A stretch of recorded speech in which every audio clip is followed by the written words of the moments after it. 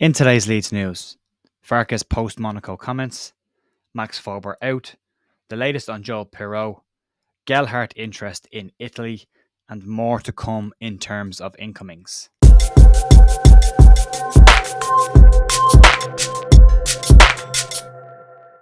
Hiya folks, Chair here at The View on the 24th of July, Monday morning with your Leeds United news after the second pre-season game wrapped up at the weekend against Monaco. 2-0 defeat to Leeds with some positives in the game. Nice to see some players get out, get some more minutes. Started to see players move from having 45 minutes worth of gameplay to 60 minutes in certain blocks. And then some of the younger players as well getting run-outs in the second half as the squad ramps up its fitness regime coming into 2 weeks to go until the start of the season.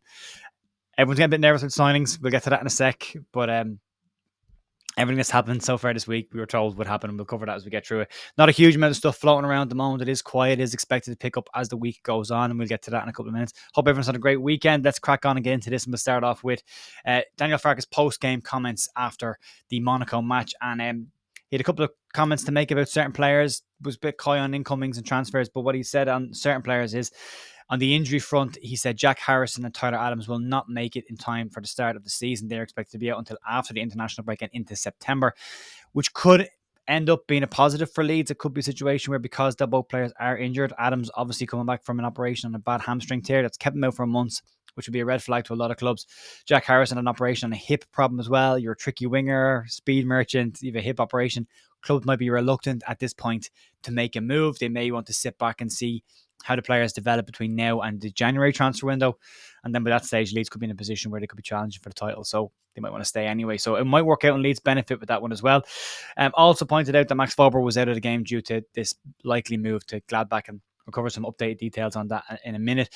Sam Byram came in for conversations. It was confirmed a couple of weeks ago that Sam Byram was back training at the club, but the club did emphasise he wasn't on trial as such. He did play in the match, but more so out of a situation where Leeds just don't have any left backs, and that seems to be the issue there.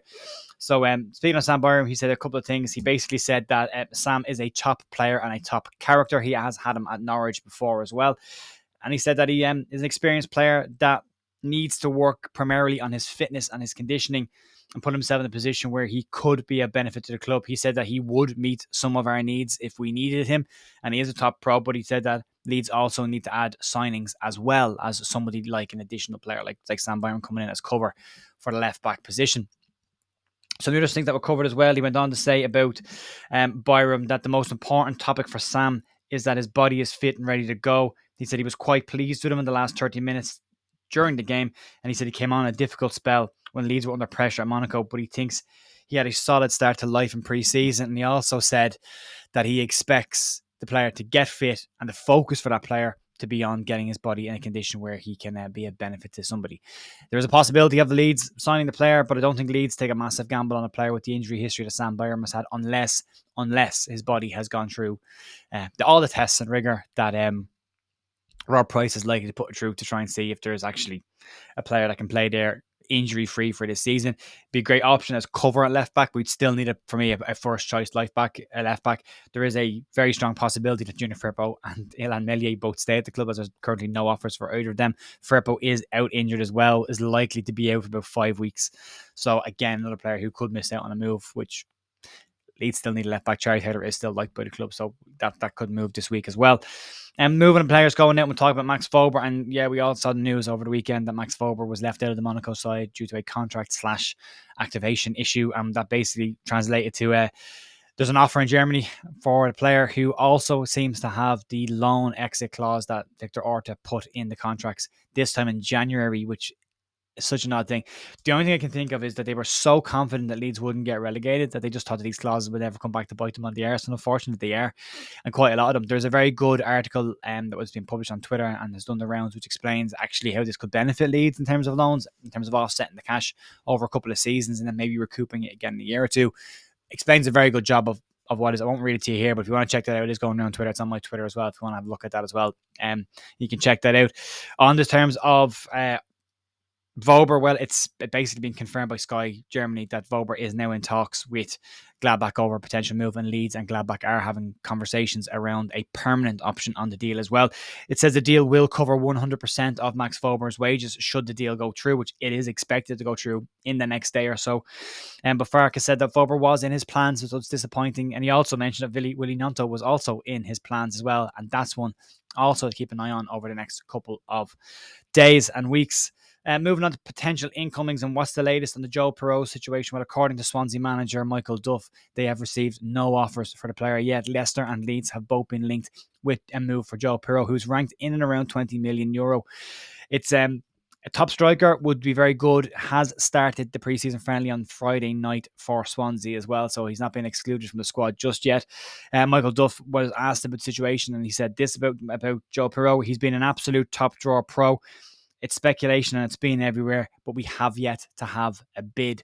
So no bid by anybody. It was said last week that Leeds were preparing a bid, trying to put something together that would bring it up to the 20 million mark, including promotion bonuses and fees next season if Leeds should get promoted. So Leeds have to operate inside a very strict profit and sustainability rule here, and getting players out with no money coming in is a problem with that. So it's going to be a tricky one to navigate. They are working hard on that, and our income is expected this week, but we'll get to that in a couple of seconds. On one more last final potential outgoing and pinch of salt territory here. This is coming in from Italy, and according to Calcio Lecce, they are stating that a move for Joe Gelhardt to Italy could be on the cards.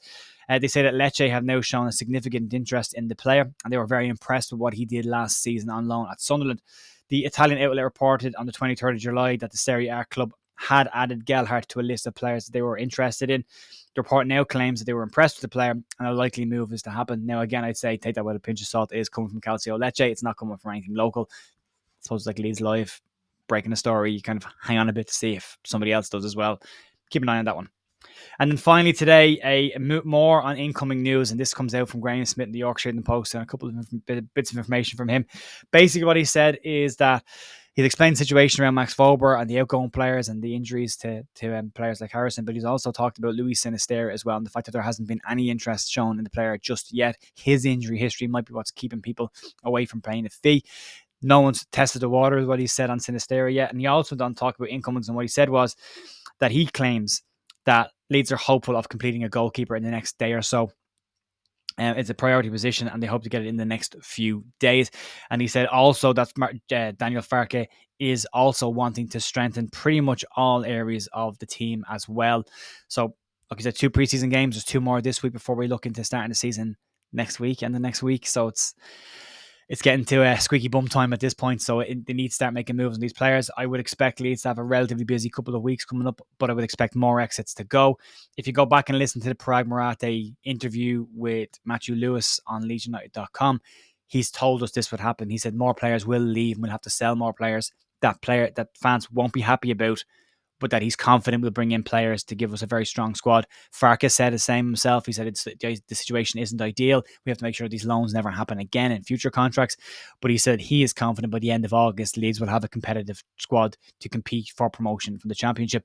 And the way I kind of say this and caveat the whole thing with is, the transfer window doesn't close until the end of August. I won't judge Leeds' transfer window day by day. We should judge Leeds' transfer window at the end of August and see where we are. There's plenty of time left in that.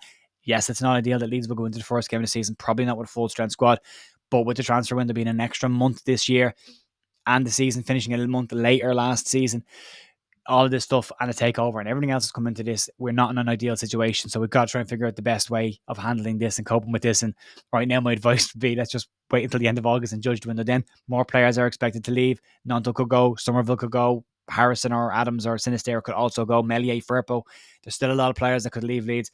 But as they've said, and they've been very transparent, and I'm reading back into all their comments, this seems like they're aware that this situation is going to happen. They're fully aware more players are going to leave, but they also have said that they plan on bringing in strong players to help strengthen the squad. If you look at Ampadu coming in, how good he was against Monaco, if that's the level of player they keep bringing in, I'm okay with that. We'll have a stronger squad, and hopefully a strong squad that's more committed to playing for Leeds United into the future. So that's pretty much it for today. There's not a massive amount of anything else going around. I'm sure this will pick up over the course of the day and over the course of the week. So I'll see you tomorrow for more Leeds news. Have a great day, and I'll see you then. Bye.